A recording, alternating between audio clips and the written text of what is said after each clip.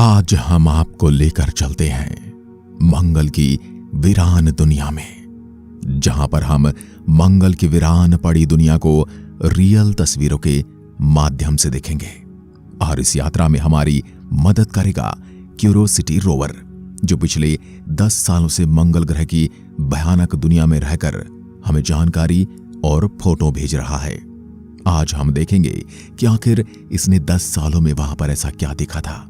इसने अपने सफर में रात के समय भी कई ऐसे नजारे देखे जो नई दुनिया में काफी डरावने थे।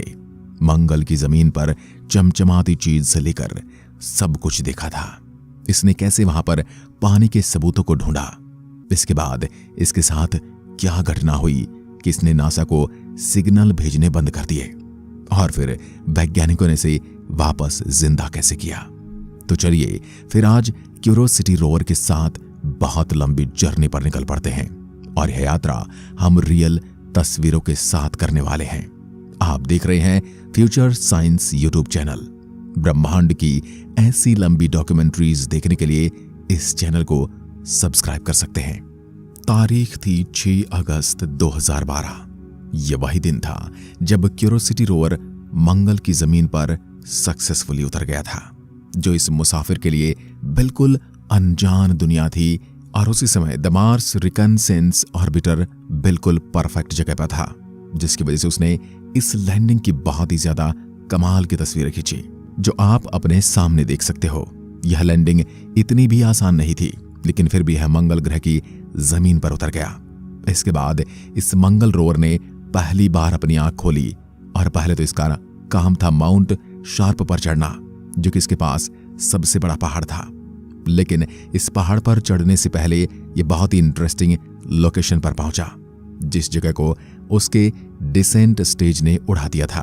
दरअसल मंगल जो है, उसका एटमॉस्फेयर बहुत ज्यादा पतला है, जिसकी वजह से बस पैराशूट उसकी प्रोडक्शन नहीं कर सकता। इसलिए सारे रोवर में डिसेंट स्टेज होता है, जो कि उनकी लैंडिंग में मदद करता है। और जब ये वहां पर गया जहां पर इसके डिसेंट स्टेज ने लैंडिंग करवाई थी, उस जगह को गॉलबर्न स्कोर कहा जाता है, जहां पर कुछ पत्थर मिले थे जिसे सेडिमेंट्री रॉक समझा जा रहा है, यानी कि वह पत्थर जो कि पानी के फ्लो द्वारा बनते हैं, और ये मंगल की मिट्टी में दबे हुए थे। पर डिसेंट स्टेज के ब्लास्ट ने इनको बाहर निकाल दिया। और यह 2012 की बात है, जब वैज्ञानिकों को यह नहीं पता चला था कि मंगल पर मिलियन साल पहले पानी मौजूद था। इसलिए यह काफी बड़ा खुलासा था। इसके बाद यह मंगल के 16वें दिन उस माउंट शार्प की सतह पर बने डिजाइन को कैप्चर करता है। और यह डिजाइन एक और ग्रुप है कि यहां पर से कभी पानी बहता होगा। इसके बाद 27वें दिन में क्यूरोसिटी रोवर और एक जियोलॉजिकल फॉर्मेशन के पास जाता है, जो बताता है कि यहां से कभी पानी बहता होगा। इस जियोलॉजिकल फॉर्मेशन को सेडिमेंट्री कॉन्ग्लोमरेट कहा जाता है, और यह निरंतर बहते पानी की वजह से बन जाता है। धरती पर भी जहां पर पानी बहता है, उसके नीचे ऐसा फॉर्मेशन बन जाता है। फिर नासा ने एक बार उनके रोवर की कंडीशन चेक की और देखा कि टायर बहुत सही सलामत काम कर रहा है।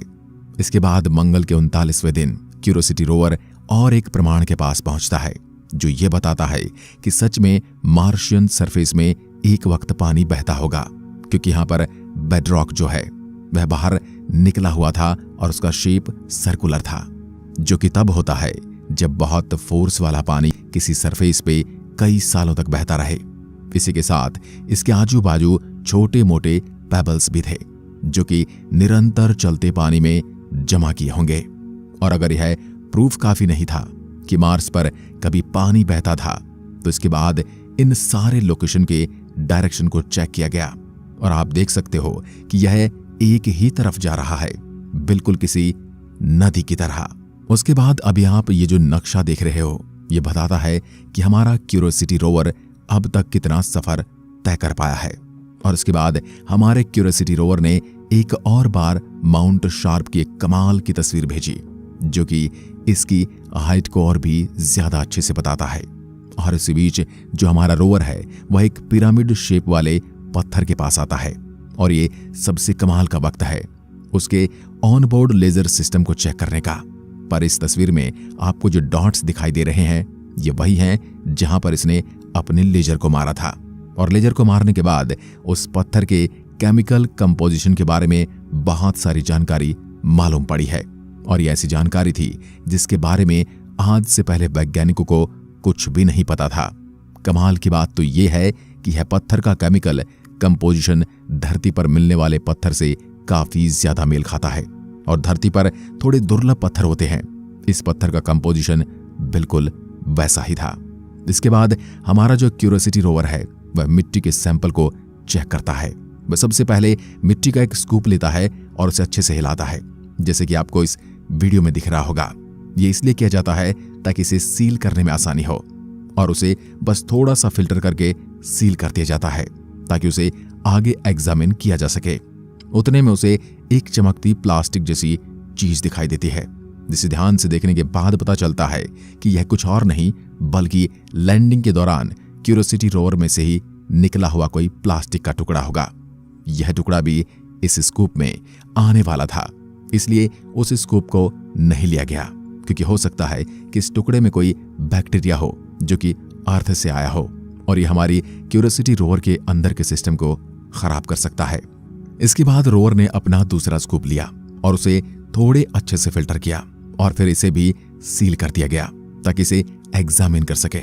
और फिर मिट्टी से फिर से कुछ चमकता हुआ दिखाई दे रहा था, लेकिन इस बार यह कुछ पत्थर की तरह था, बिल्कुल किसी छोटे मोती की तरह।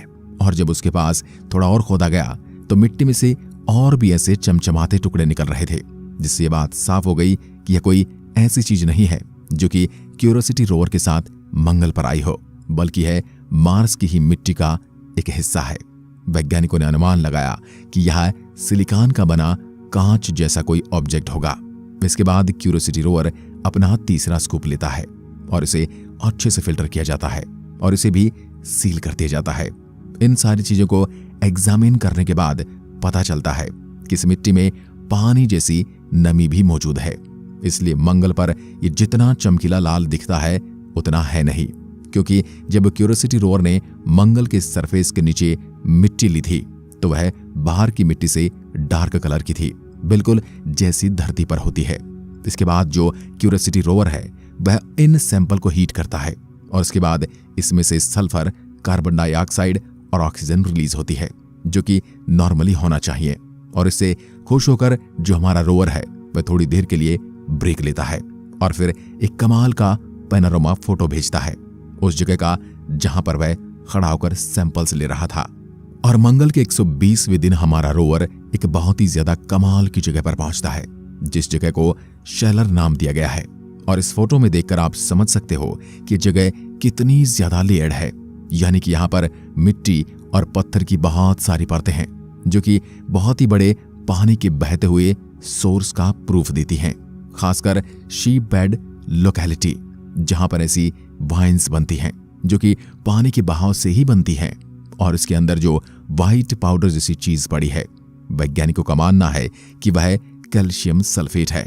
फिर हमारा रोवर एक खुली जगह पर पहुंच जाता है जिसे येलो नाइफ बे नाम दिया गया है। यहां पर भी बहुत बड़े पत्थर मिले, जिसे एग्जामिन करने और सही से देखने के बाद पता चलता है कि यह ऐसे पत्थर हैं जिन पर मिनरल्स का प्रिसिपिटेशन हुआ होगा, जो कि पानी होने के ऊपर सीधा दावा करता है। दोस्तों, मंगल पर जो सबसे पहला रोवर गया था, मार्स पाथफाइंडर, उसमें बहुत ही ज्यादा कम फीचर्स थे। उसका बस एक ही काम था, वह था मार्स के रास्ते को ढूंढना और फिर आगे आने वाले किसी भी रोवर के लिए एक नक्शा तैयार करना और एक रास्ता बताना। इसलिए तभी उनके लिए इसकी लैंडिंग ही जंग जीतने के बराबर थी।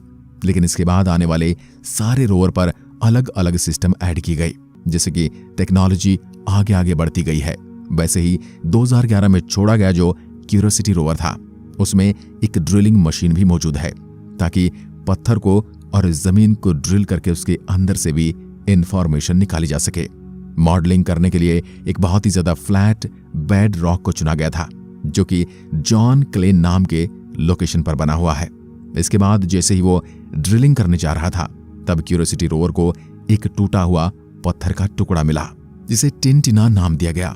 और जब इसकी फोटो खींचकर इसके ऊपर हाइड्रेशन टेस्ट किया गया था, तो पता चला कि इस पत्थर के अंदर काफी ज्यादा हाइड्रेशन है, यानी कि यह पत्थर अंदर से काफी ज्यादा हाइड्रेटेड है, यानी इसमें नमी मौजूद है।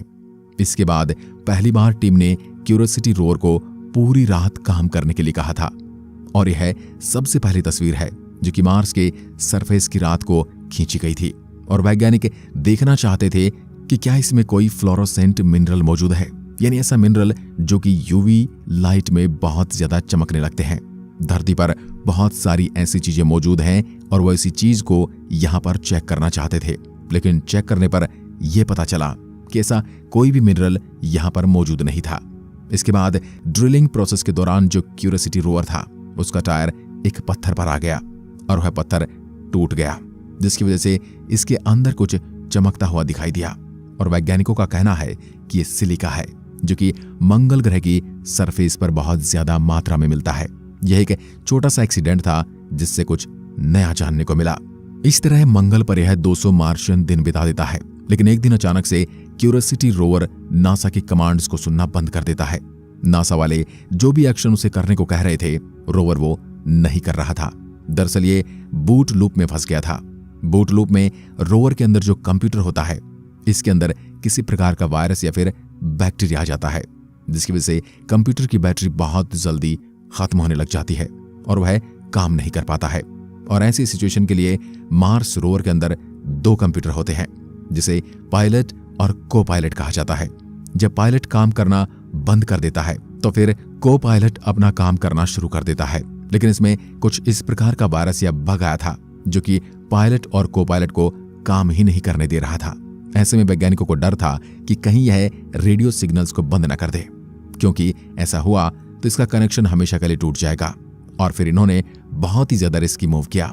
इन्होंने पहले पायलट को बंद कर दिया, यानी कि मेन कंप्यूटर को बंद कर दिया, जिसके तुरंत बाद सेकंड कंप्यूटर को शुरू हो जाना चाहिए था। लेकिन 1 मिनट हो गया, कोई भी रिस्पांस नहीं आया। उसके बाद 4 मिनट हो गए, फिर भी कोई रिस्पांस नहीं आया था। इनको लगा कि अब इनका कनेक्शन इससे टूट जाएगा, पर कुछ ही देर में क्यूरियोसिटी रोवर ने सिग्नल का रिस्पांस दिया और अब को पायलट क्यूरियोसिटी रोवर को कंट्रोल कर रहा था।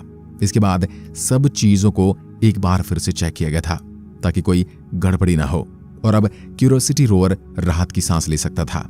इसके बाद उसने बहुत ही लंबा सफर तय किया और मंगल के 343वें दिन इसने ये फोटो भेजा। इन पहाड़ों को ट्विन करेंट्स नाम दिया गया। इसके बाद यह मुसाफिर गेल क्रेटर के सेंट्रल पीक की तरफ बढ़ रहा था। क्यूरियोसिटी रोवर में एक बहुत ही अच्छा सिस्टम है। यह अर्थ पर से कंट्रोल किए जाए बिना एक फिक्स किए गए राह पर कॉन्टिन्यूअसली चल सकता है, यानी कि अपने आप बिना किसी ऑर्डर के चल सकता है। अगर इसे कोई फिक्स रूप दे दिया जाए तो ऐसा सिस्टम बाकी रोवर्स में नहीं था। इसीलिए क्यूरियोसिटी रोवर काफी हाईटेक माना जाता था और इससे काफी टाइम भी बचता है। और आज भी जो क्यूरियोसिटी रोवर है वह अभी डब्ड डार्विन तक पहुंच चुका है।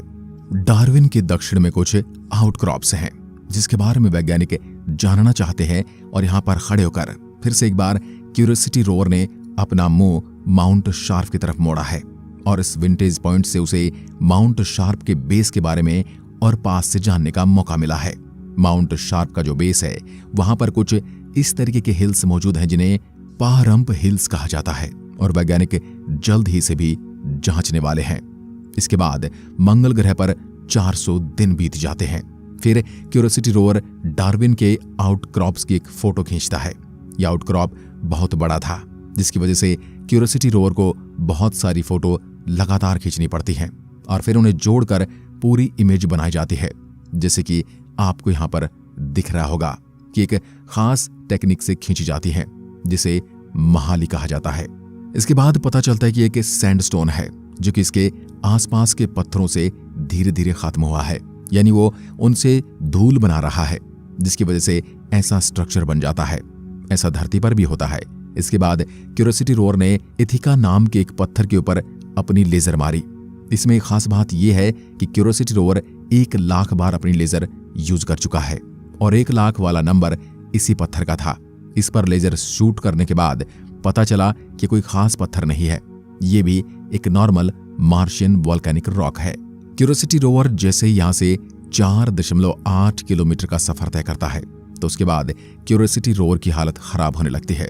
कई कंप्यूटर के ग्लिच आने लगते हैं और उसके बाद यह रोवर अपनी पावर खो देता है, यानी इसकी सारी बैटरियां डेड होने लगती हैं और हमारा क्यूरियोसिटी रोवर कुछ देर के लिए वहीं पर रुक जाता है।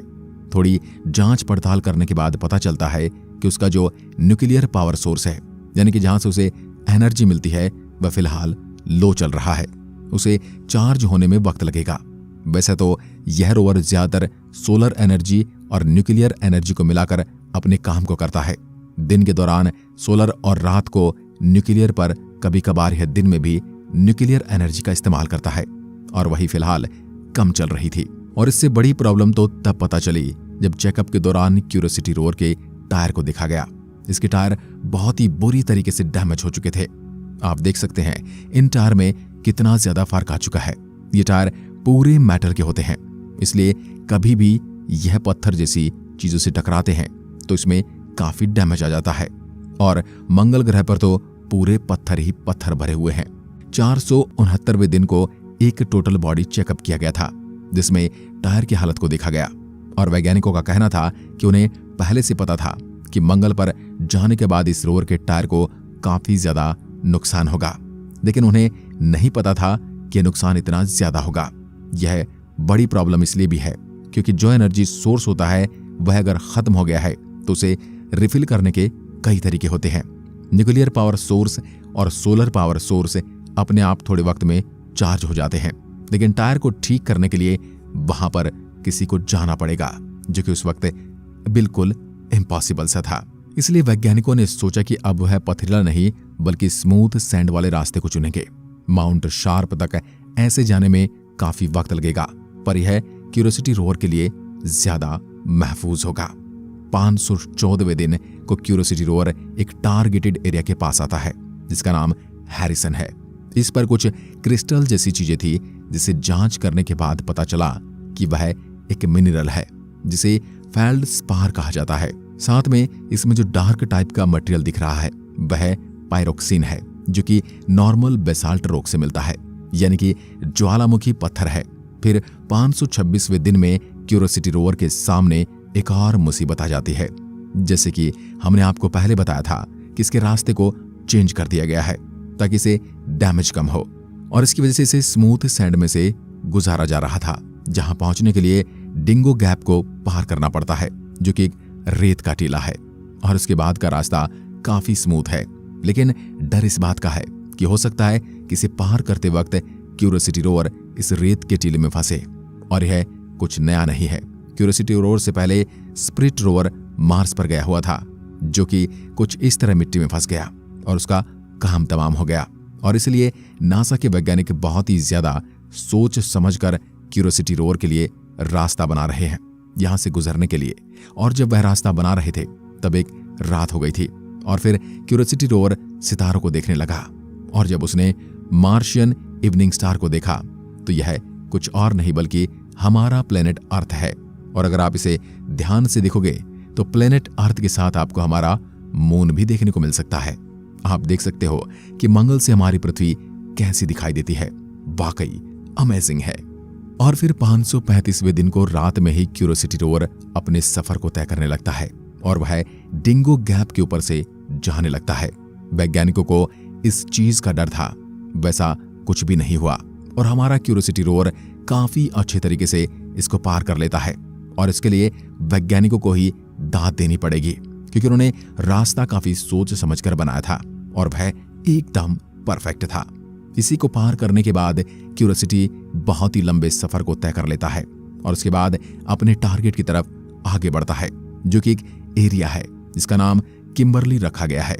यहां पर पहुंचने के बाद क्यूरियोसिटी रोवर को कई पत्थर दिखते हैं जो कि नीचे की तरफ झुके हुए हैं और माउंटेन शार्प की तरह इशारा कर रहे हैं।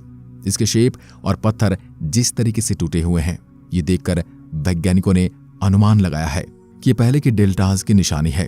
अगर आपको डेल्टा क्या होता है ये नहीं पता है तो ये समझ लीजिए एक प्रकार से पानी का सोर्स है। और इससे वैज्ञानिकों ने यह अनुमान लगाया है जो गेल क्रेटर था वह किसी समय में बहुत ही बड़ी लेक हुआ करता था। इसके बाद यह क्रेटर बना। फिर 580वें दिन को इसके बारे में और भी बारीकी से जाना गया और यहाँ के कई पत्थरों की भी जांच की गई। इसके बाद 589वें दिन में क्यूरियोसिटी रोवर अपने से थोड़ी दूर बहुत ही ज्यादा चमकीली रोशनी को कैद करता है। इसे देखने के बाद वैज्ञानिक काफी ज्यादा चौंक गए थे और जब यह फोटो पब्लिक की नजर में आई तो सबका निशाना बस एक ही तरफ था। जी हाँ, सबका कहना था कि यह कोई एलियन है या फिर इनको कोई स्पेसशिप है जो दूर से रोशनी कर रही है। पर नासा के वैज्ञानिकों का कहना था कि ऐसा बिल्कुल नहीं है। ऐसा दिखने के पीछे दो कारण हो सकता है। सबसे पहला कि यह कोई कॉस्मिक रे हो सकती है। कॉस्मिक रे छोटे पार्टिकल होते हैं जो कि यूनिवर्स में घूमते रहते हैं और हो सकता है वैसा ही कोई कॉस्मिक रे कैमरा के लेंस पर आकर लग गया हो, जिसकी वजह से ऐसी रोशनी यहां पर देखी गई हो। इसी के साथ हो सकता है कि यहां पर बहुत सिंपल सा रिफ्लेक्शन हो, क्योंकि सेम जगह पर सेम टाइम पर जब दूसरे कैमरे से फोटो खींची गई थी तो उसमें रोशनी नहीं दिखी थी। दरअसल इसमें दो कैमरे हैं जो एक साथ में काम करते हैं और दूसरे कैमरे में कुछ नहीं दिखता, इसलिए वैज्ञानिकों का कहना है कि यह यकीनन एक कॉस्मिक रे होगी। अब आप में से कई लोग सोच रहे होंगे कि ऐसा रे धरती पर क्यों नहीं होती। दरअसल धरती का मैग्नेटोस्फीयर यानी कि मैग्नेटिक फोर्स बहुत ज्यादा है, जिसकी वजह से हम इससे सेफ हैं। पर मंगल ग्रह पर ऐसा नहीं है, जिसकी वजह से यहाँ पर कई बार कॉस्मिक रे आती रहती है। इसके बाद उसने इस जगह पर और भी कई सारी रिसर्च और यहाँ से बढ़ने से पहले उसने यह फोटो भेजा जो कि यहीं का है और बताता है कि कैसे पहले यहाँ पर एनसाइंट सेंडिमेंट हुआ करता था, यानी कि पानी का फ्लो। और इसमें आपको पीछे जो बड़ा सा पहाड़ दिखाई दे रहा है यही है माउंट शार्प। इसके बाद 597 मार्शियन दिन में नासा का मार्स ऑर्बिटर बिल्कुल हमारे क्यूरियोसिटी रोवर के ऊपर से गुजरा था और तभी उसने ये फोटो भेजी थी। क्या आपको इसमें क्यूरियोसिटी रोवर दिख रहा है? यह जो ब्लू डॉट दिखाई दे रहा है और कुछ नहीं है बल्कि क्यूरियोसिटी रोवर है। इसके बाद वह बहुत ही ज्यादा फ्लैट और अच्छे से पत्थर के पास आता है, जो कि बहुत ही अच्छा स्पॉट है ड्रिल करने के लिए। यहां पर अब ड्रिल किया जाता है। पहले छोटा सा ड्रिल किया जाता है और उसके बाद फुल स्केल ड्रिल किया गया। और इस फोटो में आपको यह जो होल दिखाई दे रहे हैं यह लेजर से किए गए हैं ताकि इसके कंपोजिशन को और अच्छे से पता किया जा सके। और इसके बाद जो डेटा मिला है उसे यह पता चला है कि यहां से किसी टाइम में पानी फ्लो हुआ करता था। फिर 648वें दिन को क्यूरियोसिटी रोवर सूरज की तरफ देख रहा होता है और इसे देखते वक्त यह बहुत ही ज्यादा इंटरेस्टिंग चीज नोटिस करता है। सूरज के सरफेस पर दो डॉट होते हैं। पहले कुछ देर तो वैज्ञानिक भी सोचते कि आखिर ये क्या। उसके बाद उनका कहना है कि यह मर्क्यूरी है और उसके बाजू में डॉट है वह सनस्पॉट है जिसके विजन को रोक रहे हैं। 705वें दिन में ये पारहम्प हिल्स की तरफ अपना रास्ता बनाता है और यहां तक पहुंचने के लिए वो हिडन वैली से गुजरता है, जो कि एक नया रास्ता है ताकि टाइम को बचाया जा सके। लेकिन वह जैसे ही यहां जाता है उसके टायर यहां स्लिप होने लगते हैं क्योंकि यहां की मिट्टी बहुत सिल्की है, जिसके बाद वैज्ञानिकों को डर था कि यह कहीं फंस न जाए। अब आज हम इस वीडियो में यहीं पर ठहरेंगे। आगे के एपिसोड में हम जानेंगे कि वैज्ञानिकों ने क्या किया और वह क्यूरियोसिटी रोवर को कैसे वहां से बाहर लेकर आए। इस बीच उनका सामना कई सारी मुसीबतों से हुआ और आखिरकार वो अपनी लोकेशन पर कैसे पहुंचा। वहां उसने बहुत कमाल की चीज देखी। तो जानने के लिए आप हमारे चैनल फ्यूचर साइंस को सब्सक्राइब कर सकते हैं। धन्यवाद।